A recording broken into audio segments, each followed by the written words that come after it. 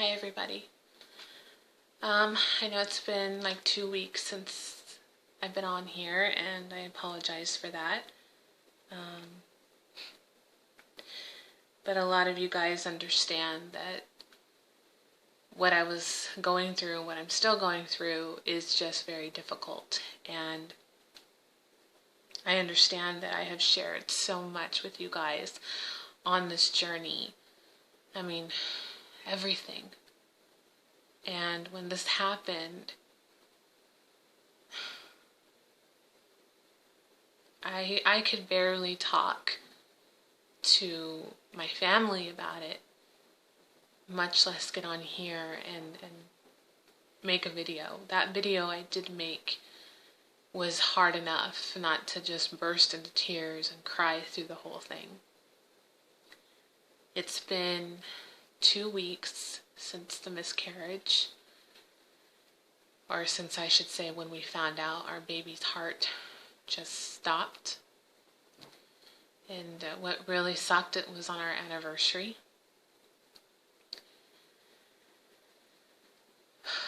So this past 2 weeks have been, I don't even know how they've been, actually. Some days I don't even know what day it is. My OB had called me on Monday. We had found out Thursday, October 22nd, that there was no heartbeat. So on Friday, my OB called me and said she wanted me to go in for an HCG test to check my levels and see where they were at.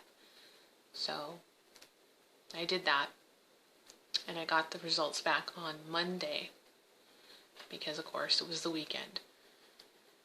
And my levels were, of course, high. They were 16,000 and something. I can't even remember. I didn't write it down. And she told me, that's normal, how far along you were. And she said how sorry she was, and that now we need to talk about what we're going to do. And just hearing her having to explain each of my options was like planning a funeral to me. And I've been to my share of funerals. It's like you hear what the person is telling you, you know you have to do it, but you are just in this daze, and you're trying to make sense, and your brain is trying to process the information, and your heart is obviously broken. And it's like you can't process things. It's like your thoughts are just not there. Like you can't grasp what's going on. And so I actually had to have her repeat things because it just was like, okay, can you say that again?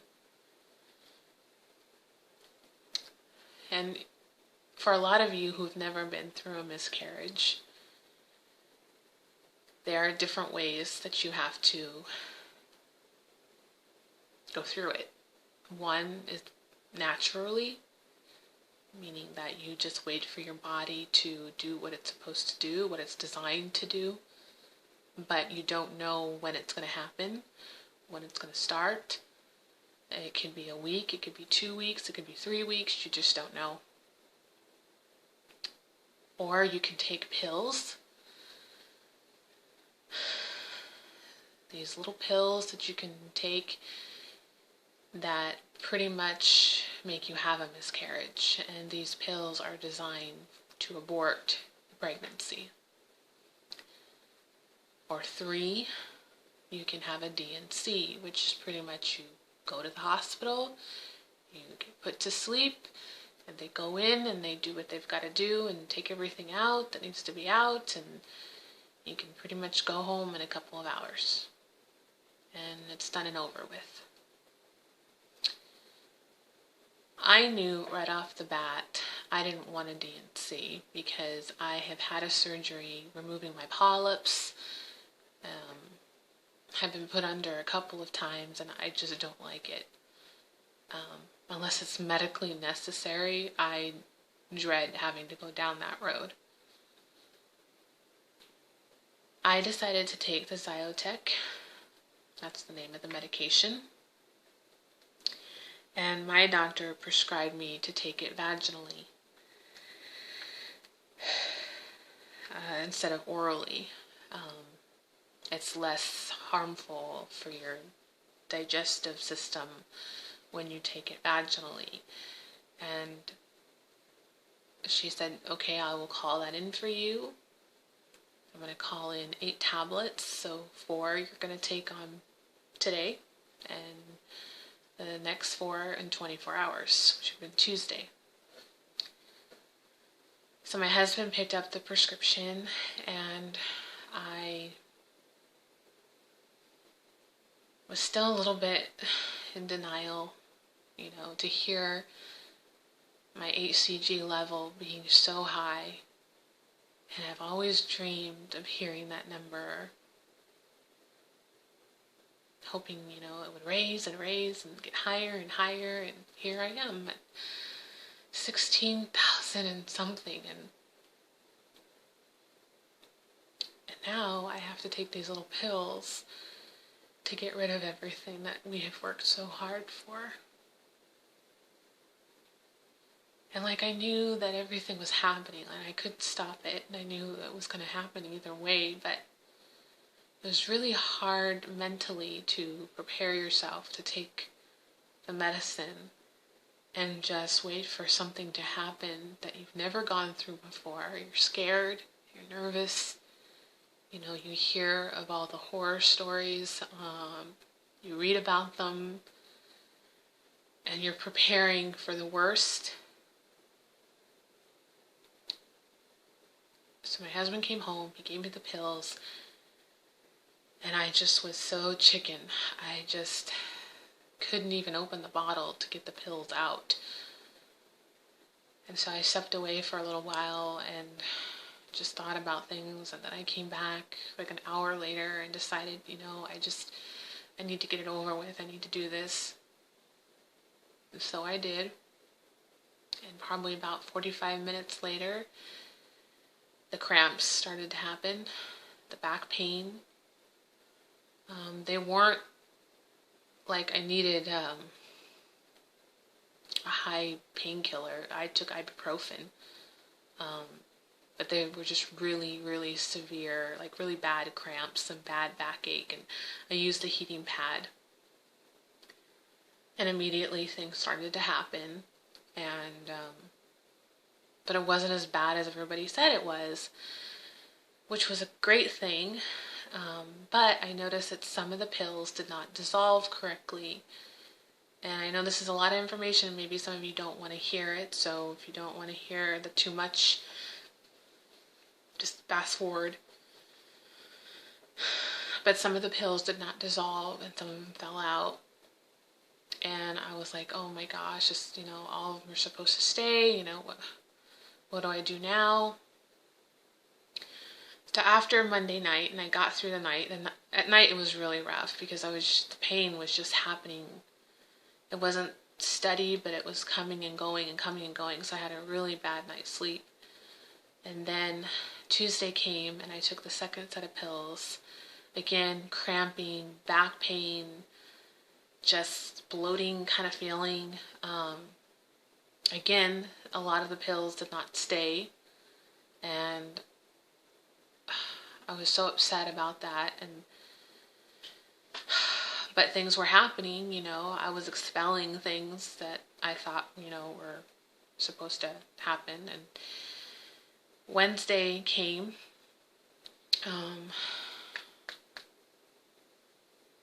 and I still had bleeding, but it was kind of spotting, really.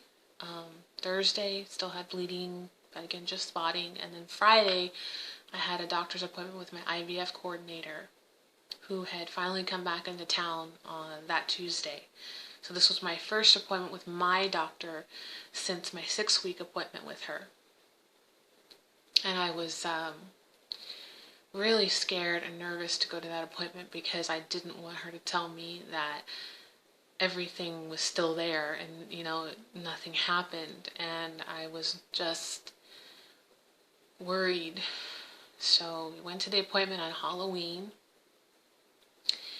And of course she saw me and she immediately gave me a hug, and she was very consoling and comforting, and of course I cried, and you could tell she was tearing up, but she was fighting the tears.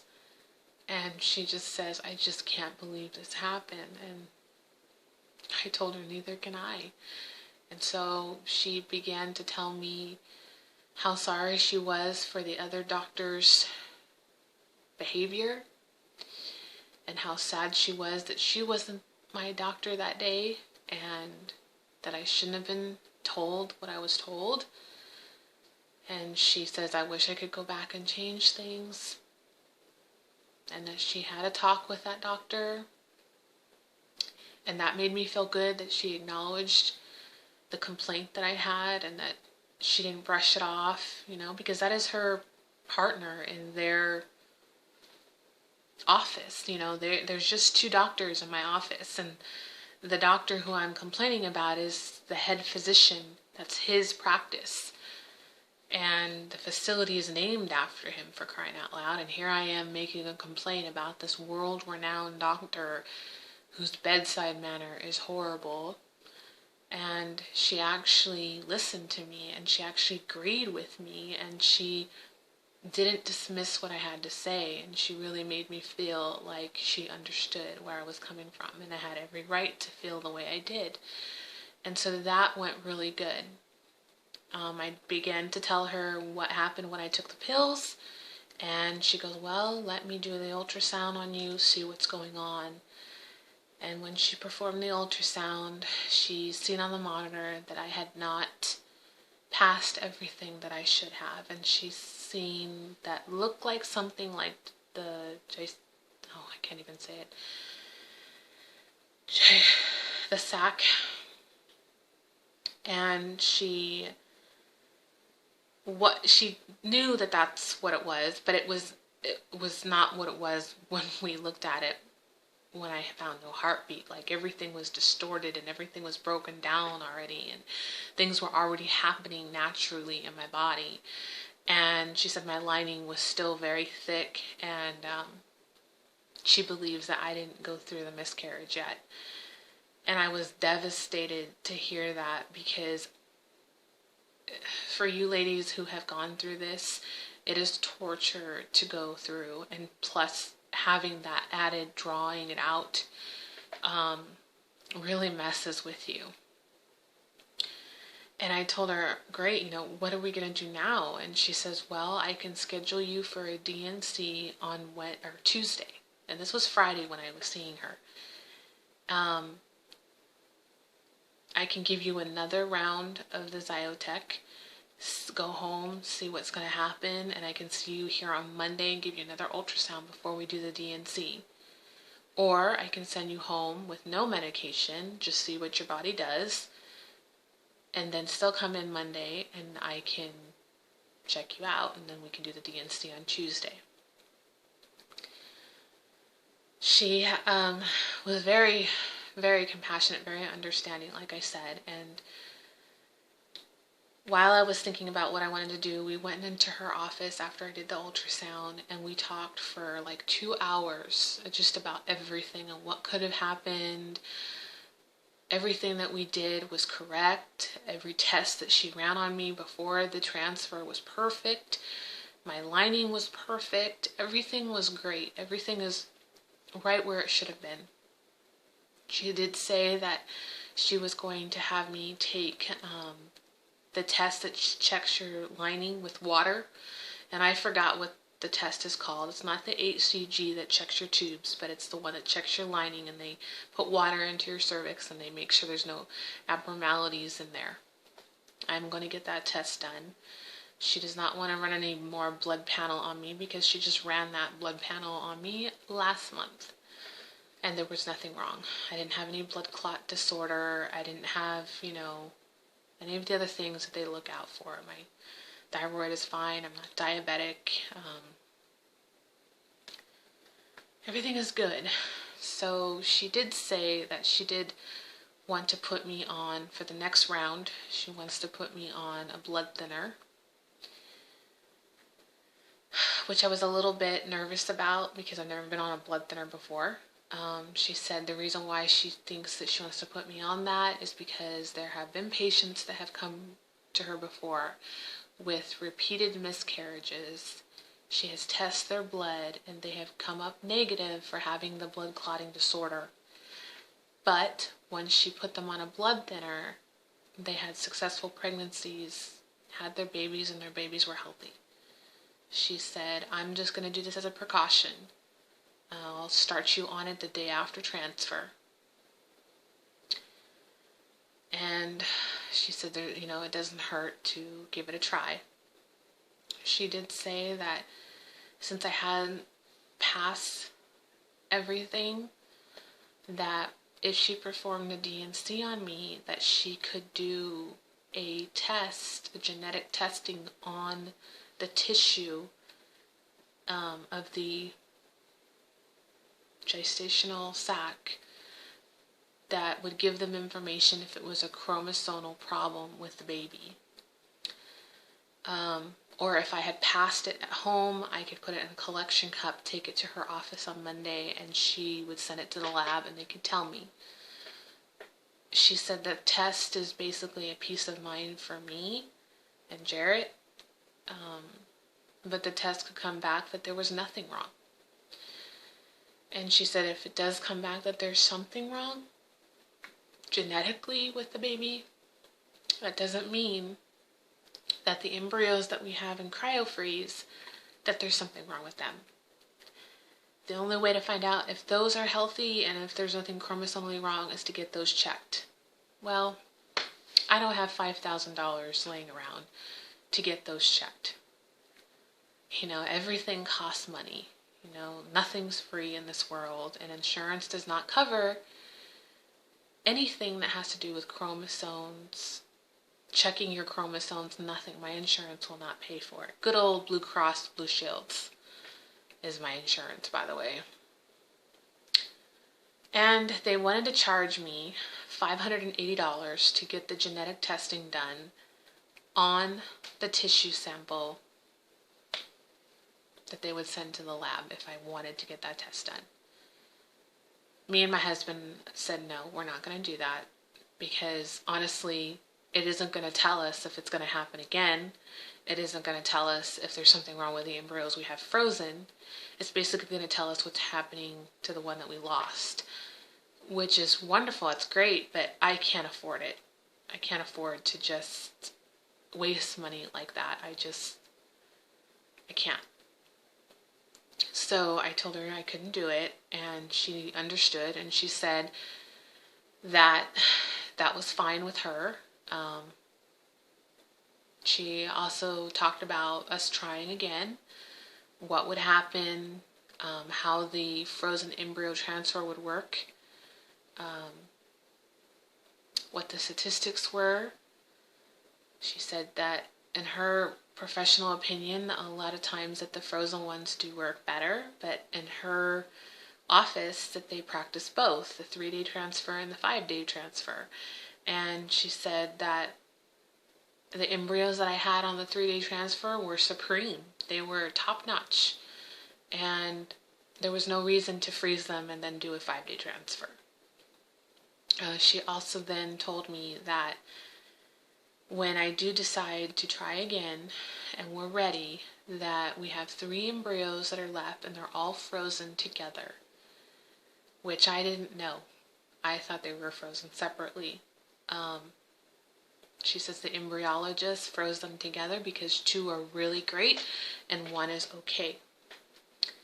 So that means when Jerett and I do the frozen embryo transfer that we will have 3 embryos placed inside instead of 2 or 1 or We don't have a choice. All 3 will go in. Which means that is my last shot. That is my last bit of my rope right there. We only had this one shot through IVF because a lot of you know the cost of doing a second round of IVF is just out of the question.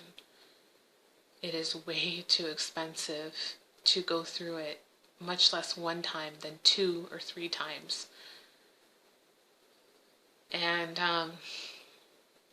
she told us that there is a chance that we could lose an embryo or 2 after they're thawed, which I didn't even realize that would happen because I wasn't focused on the frozen embryos. I was focused on the embryos that were transferred. So I didn't ask a bunch of questions about the frozen ones because those were our backup or our down the road when we want more children, and I just put it out of my mind. I didn't realize that you could lose some when they thaw, and I also didn't think about the cost. And there's a significant cost on doing the frozen embryo transfer. You have to be on medication, which is estrogen and progesterone, that you have to pay for all over again out of pocket. And then you have to pay for the frozen embryo transfer, which is not in the hundreds. It's in the thousands. Which I was a little sticker shocked to hear, both me and my husband, because we just didn't think that it would cost that much to thaw the embryos and put them right back in me. Like, there was no surgery, there was no taking the eggs out, there was no putting them together. All that's been done through IVF, so we thought, oh, maybe it's going to be about 500, 1,000. And then we heard her tell us how much it was going to be, and we were like, are you kidding me? Like, we just dropped a fat check with you guys just a month ago, and now here we are back at square one and have to shell out more money to you guys. It's just like never ending. It's just like you got a hole in your pocket and you're just like trying to reach for your dream, and everything resides on how much money you have, and that's how far you can go.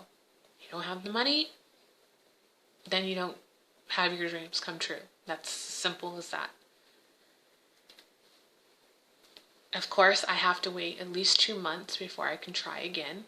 I have to have my cycle come around.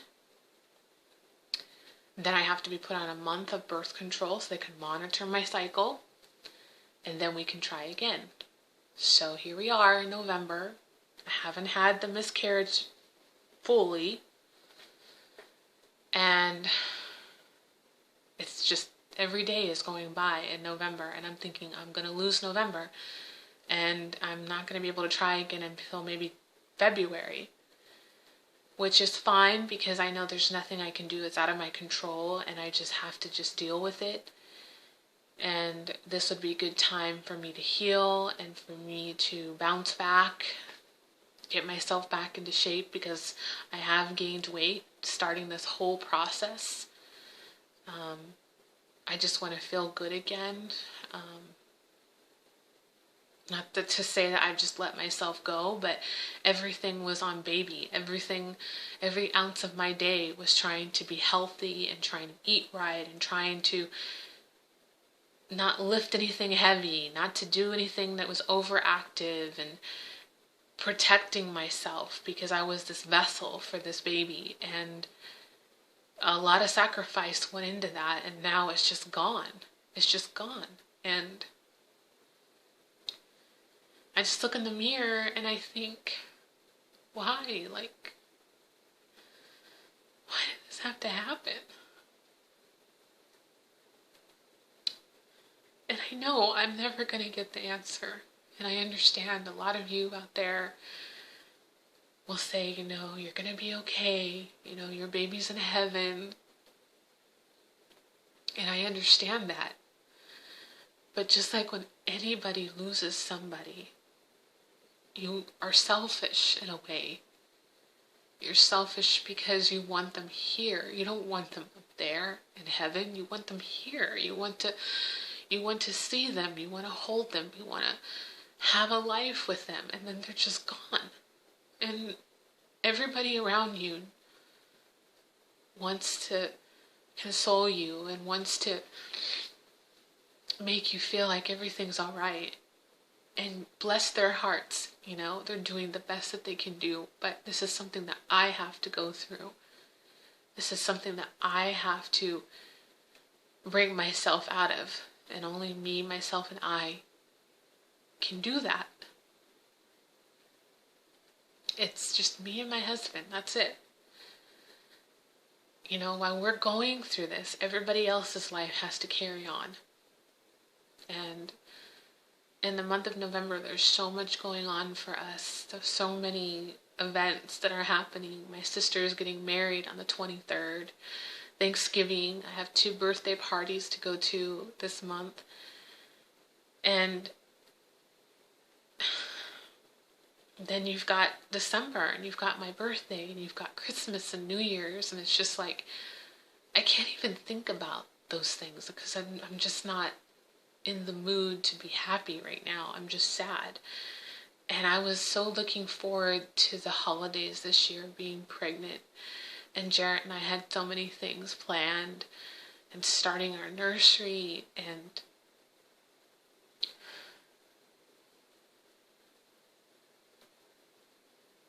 it's over.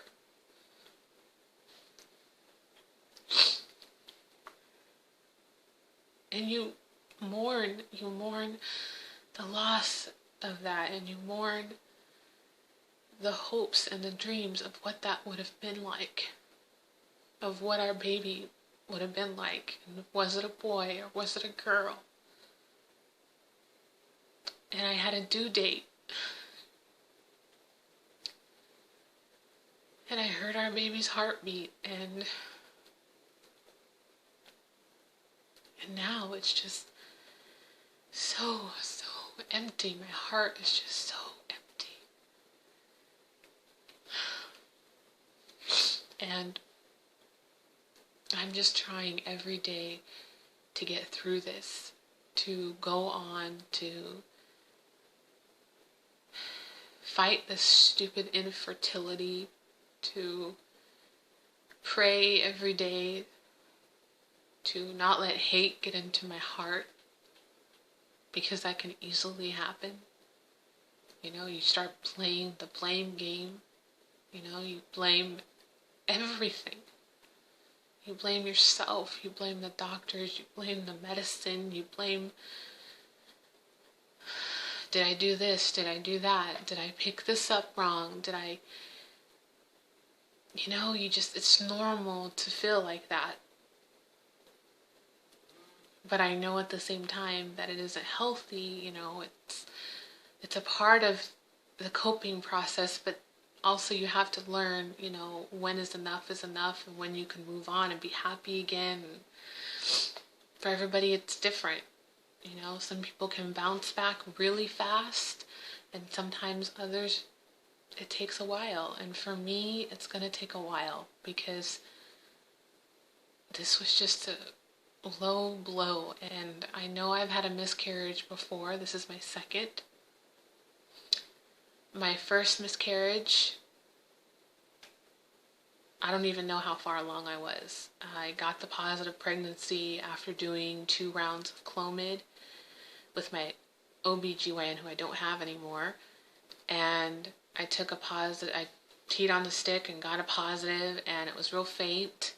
And then 4 days later, I went in for my beta test, and it came back low. And I went in a day later, and it was almost gone. They already said that I was going to miscarry. So I could have been 2 weeks along, I don't know. And that was really hard to go through, to finally get a positive after 4 years of trying. That was devastating for me. And then we took a 2-year break, and here we are again in heartbreak. And this time it was worse, because you have a bond with this baby, and you see this baby on the monitor, and you hear this life growing in you, and you start to make plans, and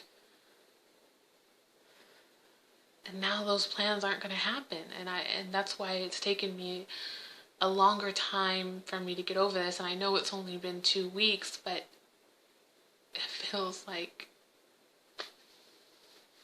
it just happened yesterday. Jerett, on the other hand, he's doing good. You know, he mourns differently than I do. Men usually do. He, of course, cried and grieved with me. But then he put on a brave face to be strong for me. And he goes to work every day, and he just puts himself 100% into work.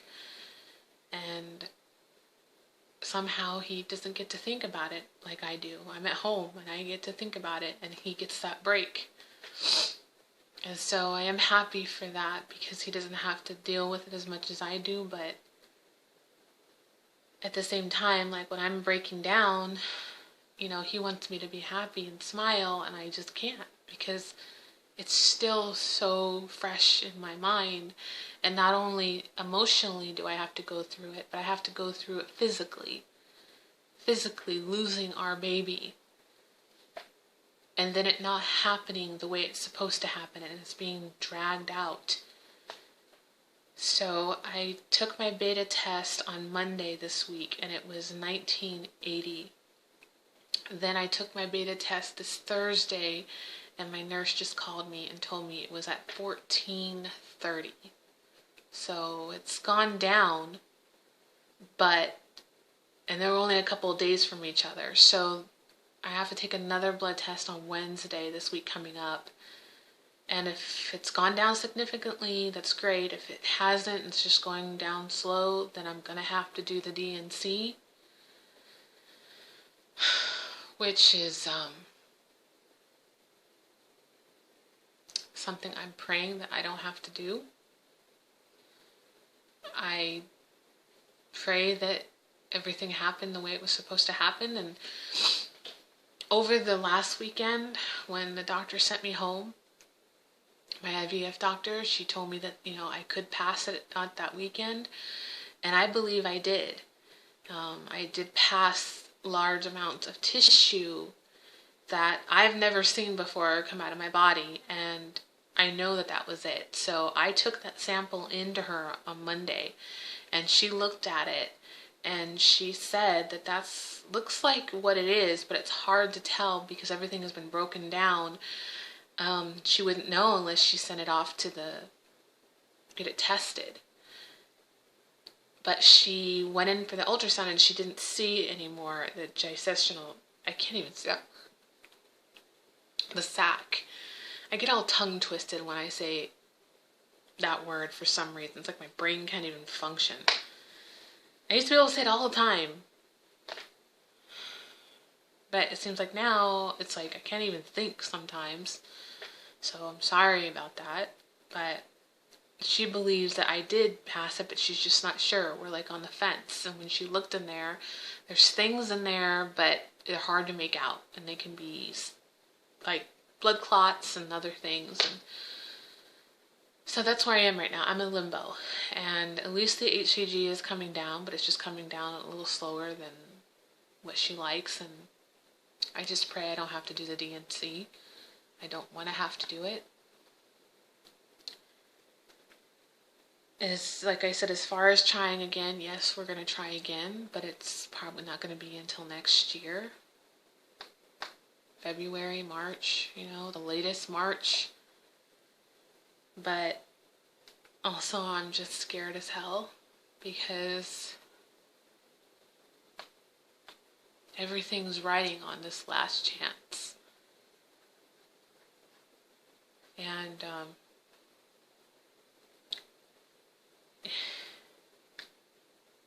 don't know. You just have to think about so much when you go through infertility. It's ridiculous, you know, you have to gamble everything. And you may or you may not get results. It's a gamble.